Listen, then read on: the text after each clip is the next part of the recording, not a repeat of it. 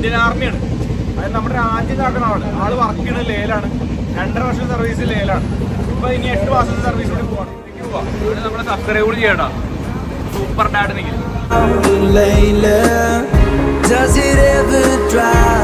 മുംബൈ എത്തി. മുംബൈ എടാ നീ സബ്സ്ക്രൈബ് ചെയ്യാൻ പറഞ്ഞു. സബ്സ്ക്രൈബർ അല്ലാണ്ട് ഇന്നലെ സബ്സ്ക്രൈബ് ചെയ്യുള്ളൂ. മംഗലാപുരം എത്തിയപ്പോ ഒരാളെന്നെ വിളിക്കുക. ഞാൻ നോക്കിയപ്പോ ആരാ? കാർത്തിക് സൂര്യ.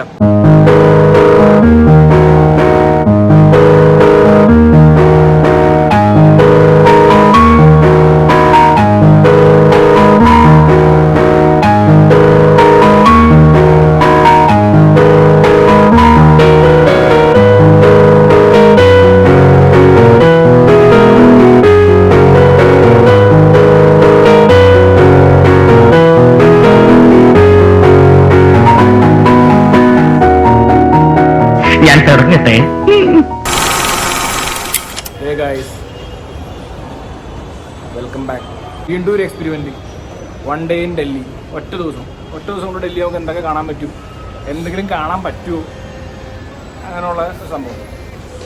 അവിടെ 10 മണിക്ക് രാജധാനി എക്സ്പ്രസ് അതിലാണ് പോണത്. ഇപ്പോൾ ആലുവ മെട്രോ സ്റ്റേഷൻ.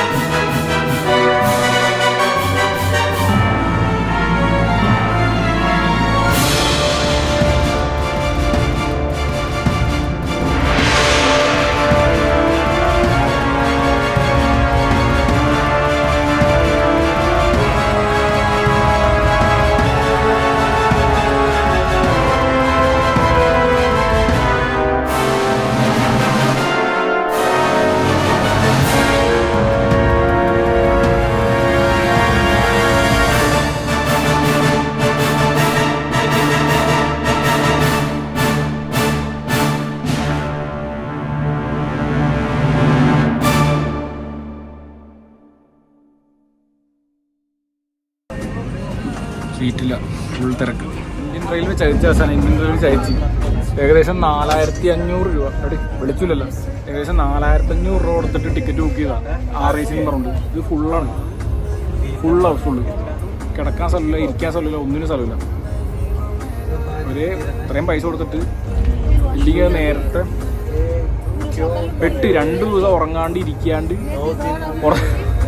എനിക്കറിയാമല്ലോ. ഫ്ലൈറ്റിന് പോയാൽ മതിയായിരുന്നു. First experience, waste experience. അത് ഇത്രയും പ്രീമിയം ട്രെയിനിൽ കയറിയിട്ട് ട്രെയിനിൽ സ്പേസ് ഇല്ല, ഫുൾ ടൈറ്റ് എന്ന് വെച്ച് കഴിഞ്ഞാൽ ഫുൾ ടൈറ്റ്. ശോകം കിട്ടി ട്രെയിനിൽ കയറിയിട്ട്. ഇവൻ്റെ കോച്ചാണ് 3rd കോച്ച്, എൻ്റെ 7th കോച്ചാണ്. 7th coach. അവിടെയും സെയിം എക്സ്പീരിയൻസ്, ഇവിടെയും സെയിം എക്സ്പീരിയൻസ്. ഒരു രക്ഷയില്ല, ഫുൾ ടൈറ്റ്. കലിപ്പ ഇരിക്കാൻ പോലും സ്ഥലമില്ല. ഇവിടെ ഒരു ചേച്ചി ഇരുന്നാ, ചേച്ചി ഒന്ന് പുറത്ത് പോയതാ, വാഷ്റൂമിൽ പോയതാ, അവിടെ വന്നിരുന്ന് ഫുൾ ടൈറ്റ്. നമുക്ക് സ്ഥലം കിട്ടിയില്ല കിടക്കാനായിട്ട്. ഒരു ചേട്ടനുണ്ട്, ഞാൻ കാണിച്ചില്ല. പുള്ളിയായിട്ട് ചെറിയൊരു ടൈപ്പിൽ ഇവിടെ സ്ഥലം കിട്ടി.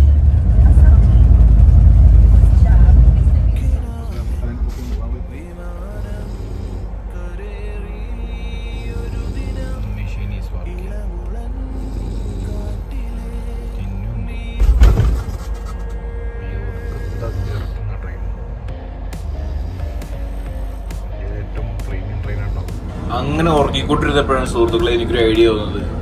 കേരളത്തിലെ ഏറ്റവും ലോങ്ങസ്റ്റ് റണ്ണായിട്ടുള്ള ട്രെയിൻ, കേരളത്തിലെ ലോങ്ങസ്റ്റ് ട്രെയിൻ നമ്മുടെ കേരളത്തിലെ ലോങ്സ്റ്റ് ട്രെയിൻ നമ്മുടെ കാർത്തിക് സൂര്യ എക്സ്പ്ലോർ ചെയ്തു. ആളതിനെ കുറിച്ച് കൂടുതൽ ഡീറ്റെയിൽ ആയിട്ട് സ്റ്റഡി ചെയ്തു, കൂടുതൽ കാണിച്ചു തന്നു, എല്ലാം ചെയ്തു. ആളത് ക്ലീൻ ചെയ്തു, കാര്യങ്ങളൊക്കെ ചെയ്തു.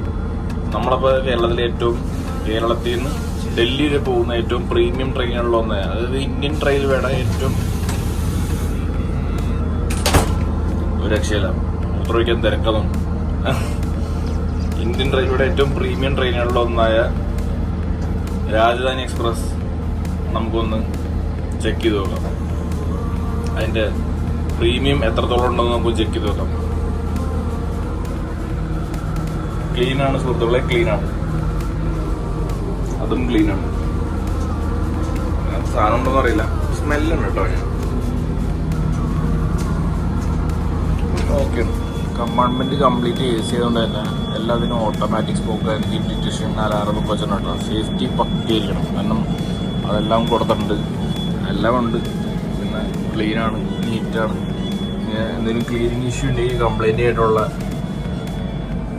അതുകൊണ്ട് തന്നെ ഓൾമോസ്റ്റ് എല്ലാം ക്ലീനാണ്. അതിന് സ്റ്റോർ റൂമാട്ടോ, 2 സ്റ്റോർ റൂമുകൾ. ഇച്ചിരി പഴയ വണ്ടിയായിട്ടുണ്ട്, അതിൻ്റെ ആയിട്ട് പ്രശ്നങ്ങളുണ്ടാവും. അത് ആൾക്കാരുടെ പ്രശ്നമാണ്, നമുക്ക് ഇത് മാറില്ല. ഓട് തുടങ്ങി.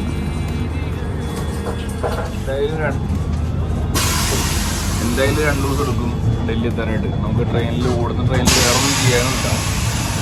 ഓടുന്ന ട്രെയിനിൽ ആകെ ഉള്ളത് വീട്ടിൽ എന്തൊക്കെയുണ്ട്, അല്ലെങ്കിൽ അങ്ങനെ ഉള്ള കാര്യങ്ങളൊക്കെ നമുക്കൊന്ന് പഠിക്കാം, അത്രേ ഉള്ളൂ. ഞാനിപ്പോൾ ഉറക്കപ്പിച്ചിലാണ്. എന്തായാലും ബാക്കി എൻ്റെ ഉറക്കൊന്ന് കണ്ടിന്യൂ ചെയ്യട്ടെ, പകൽ ആലോചിച്ചിട്ട് കുറച്ചുകൂടി ഡീറ്റെയിൽ ആയിട്ട് പറയാം. ഇതാണ് എൻ്റെ ബാഗ്. കമ്പിളിയൊക്കെ ഉണ്ട് സുഹൃത്തുക്കളെ, കമ്പിളിയുണ്ട്. കമ്പിളി പുറത്തൊക്കെ പോയിക്കാം. ഇതാണ് എൻ്റെ ക്യാബ്.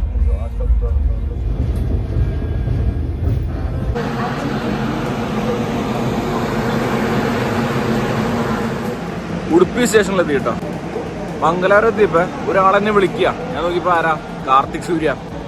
എടാ ഉറങ്ങല്ല, എണീക്ക്, നീ നിന്റെ പണി ചെയ്യ്, എണീക്ക്, വർക്ക് ചെയ്യ് എന്ന് പറയണേ.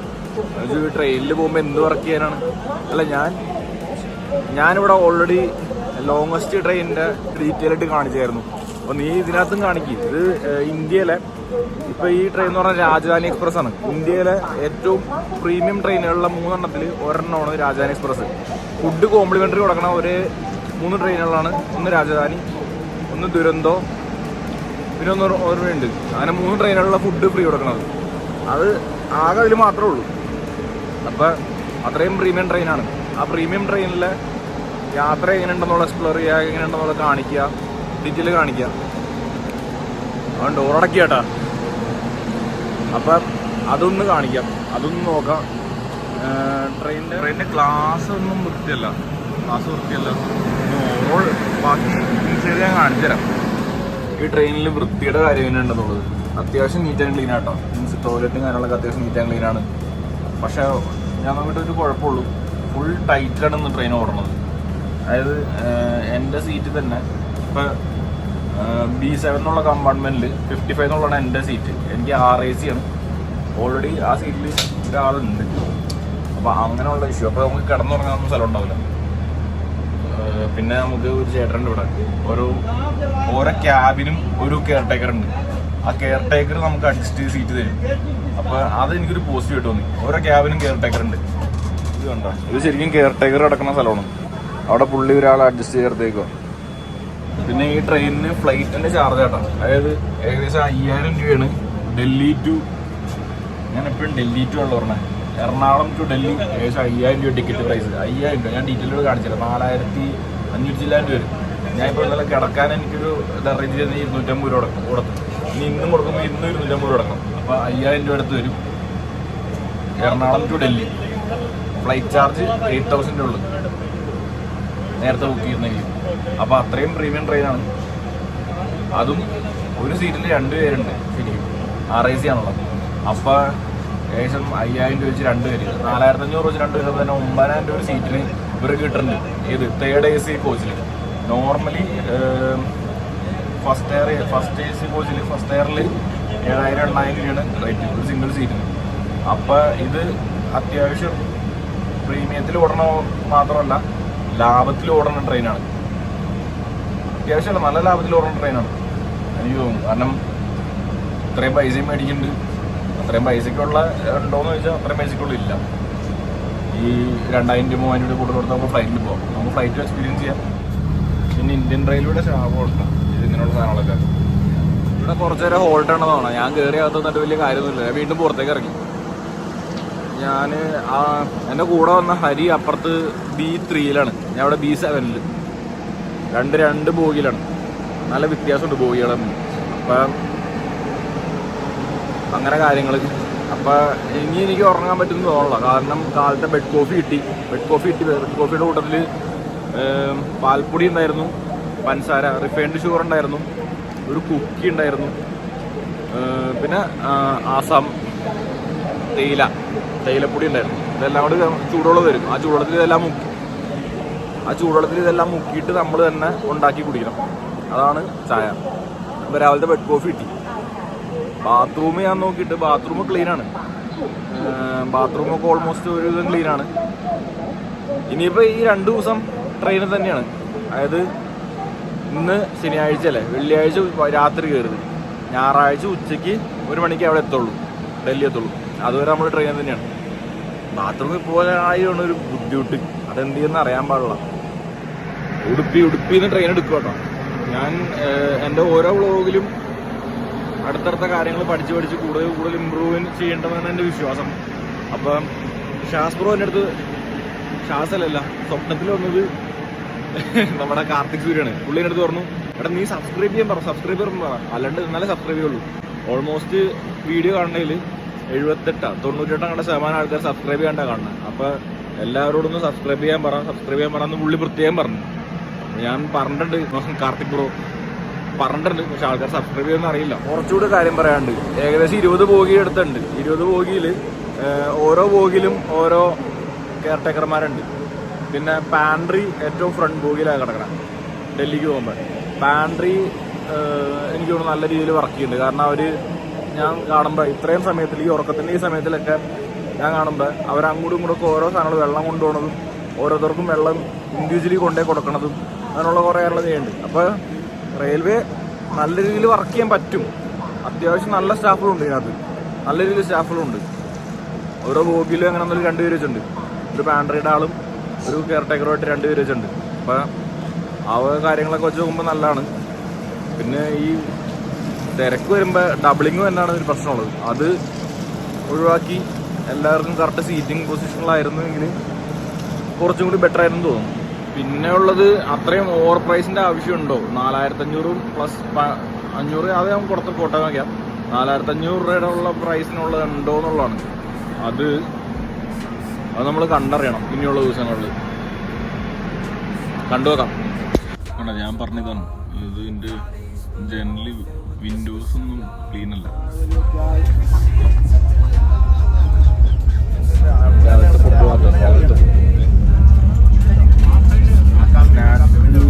ബട്ടറുണ്ട്, പിന്നെ എന്താന്ന് തുറന്നു നോക്കണം, ഒരു ഫ്രൂട്ടി ഉണ്ട്,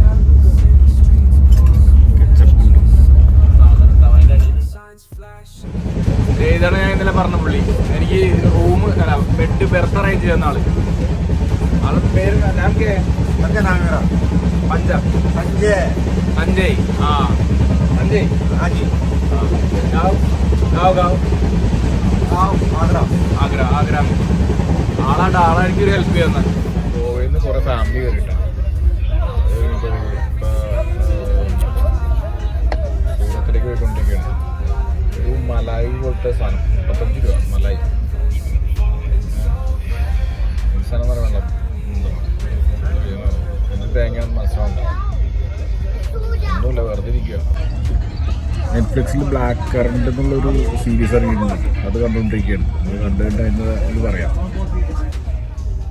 ഇത് ഷുഗറാട്ടോ.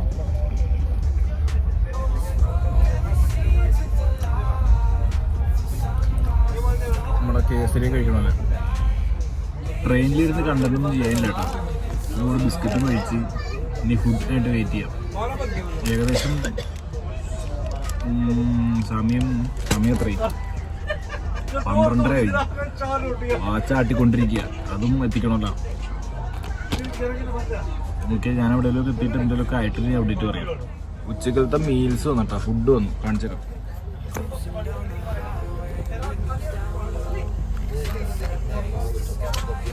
ചിക്കൻ, ഇതും കറിയാണ്. ഇതില് മീൽസ്, ഇത് കേട്, ഇത്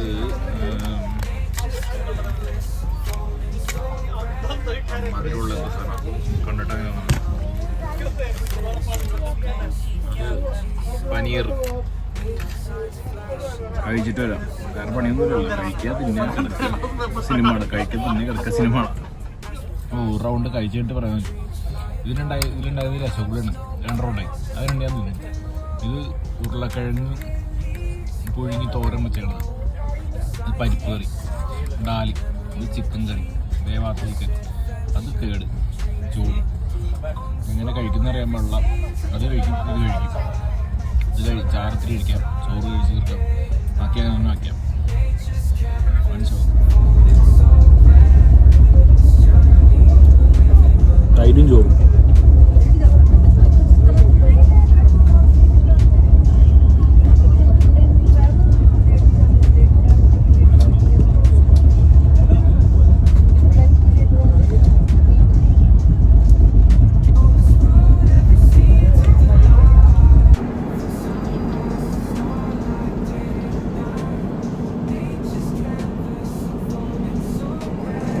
മഹാരാഷ്ട്ര. അടുത്തത് നേരെ മുംബൈ.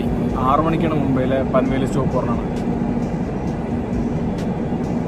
നേരെ ഷോ പോകണം. ട്രെയിനിലിരുന്നൊന്നും ചെയ്യാനില്ല.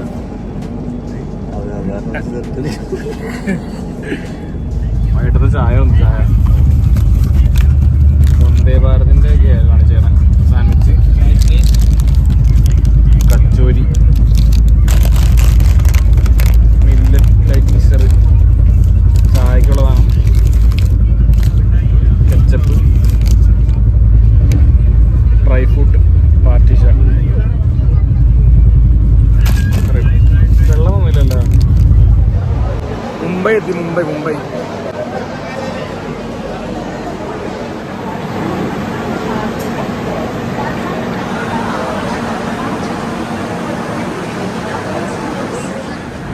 अच्छी बनाओ. चलो आगरा घुमा के लाते हैं.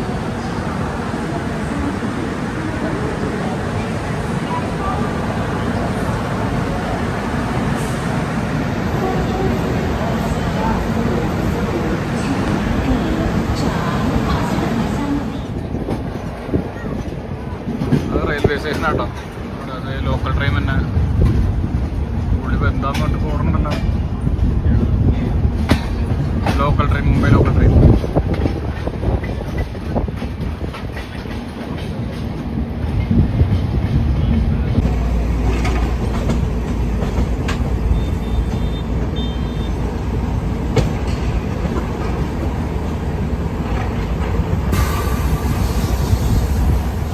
ഇത് പുറത്ത് നിൽക്കാൻ പറ്റട്ടോ. 100 കിലോമീറ്റർ 110 കിലോമീറ്റർ സ്പീഡിലൊക്കെ ഈ ട്രെയിൻ പോകണം. ഭയങ്കര പവറിലാണ്. അപ്പോൾ ഇങ്ങനെ നിൽക്കാൻ പറ്റില്ല. അത് ക്ലോസ് ചെയ്യും.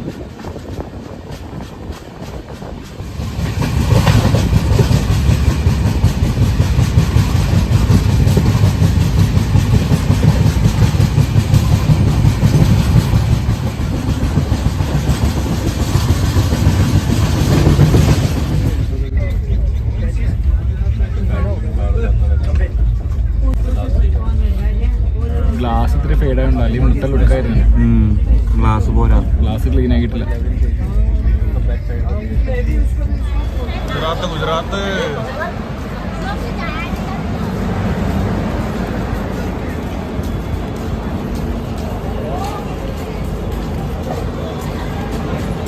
$10.26.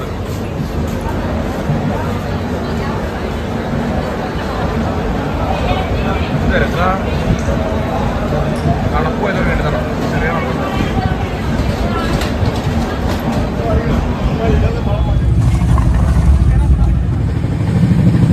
Welcome back guys. അപ്പം ഡൽഹി എത്താറായിട്ടോ. സമയം ഏകദേശം 9:50.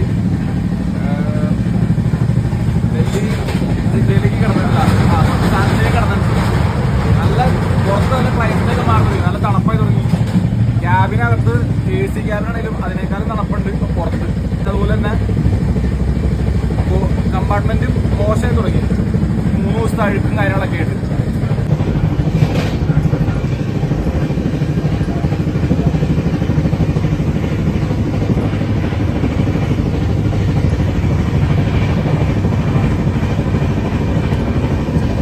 ട്രെയിൻ പറക്കുക കേട്ടോ, 110 കിലോമീറ്റർ സ്പീഡിൽ പറക്കുക.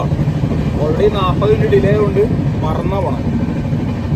നല്ല സ്പീഡിലാണ് പോകണം, 110 കിലോമീറ്റർ സ്പീഡ്.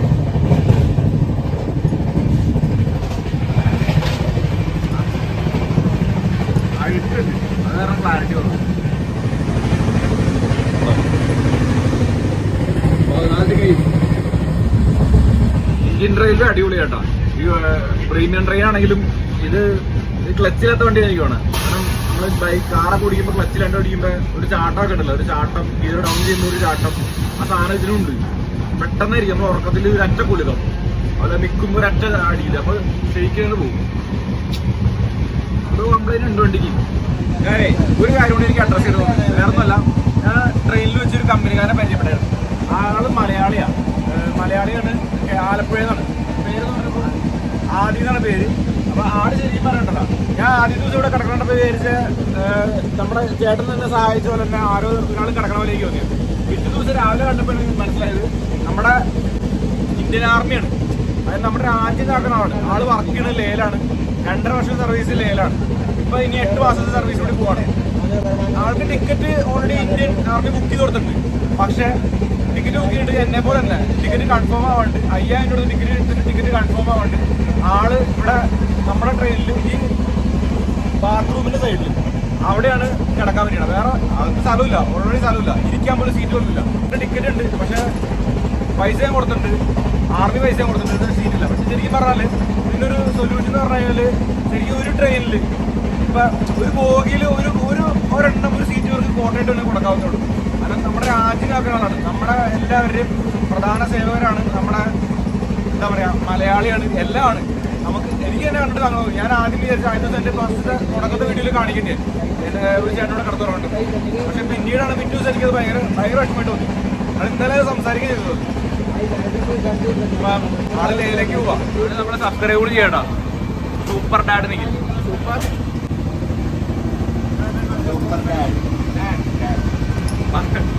ആശ പറഞ്ഞു കൊടുക്ക. Super dad. ഡാഡി ഇല്ല, ഡാഡ്. ആ അത്ര സ്പേസിലുണ്ട്. പിന്നെ നിഖിലിനും കൂടെ ഉണ്ട്.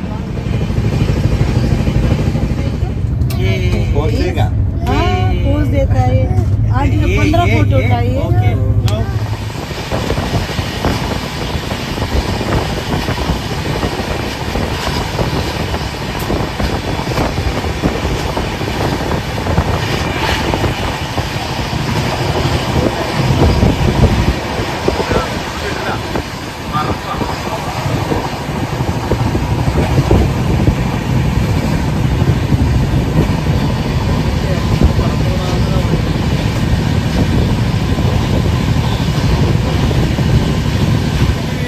ഡൽഹി നിസാമുദ്ദീനിലെത്തി. ഇനി ഇവിടെ നിന്നൊരു 14 കിലോമീറ്റർ ഓടി അത് ട്രെയിനിൽ പോകണം, അല്ലെങ്കിൽ എങ്ങനെയും പോകണം. അപ്പോൾ ന്യൂഡൽഹി എത്തും.